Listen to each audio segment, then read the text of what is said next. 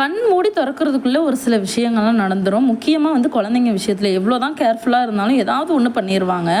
சின்ன பாப்பா நேற்று சேர்லேருந்து கீழே விழுந்துட்டா. பல்லு நாடியோடு சேர்த்து நல்லா அடிச்சிடுச்சு. பிளட்டு வந்து லாக் ஆகிடுச்சு. பார்க்குறதுக்கே பயமாக இருந்தது. ஹஸ்பண்டை வர சொல்லி ஹாஸ்பிட்டலுக்கு கூட்டிகிட்டு போயிட்டு வந்திருந்தேன். ஹாஸ்பிட்டல் போயிட்டு வந்ததுக்கப்புறம் தான் ரிலாக்ஸாகவே இருந்தது.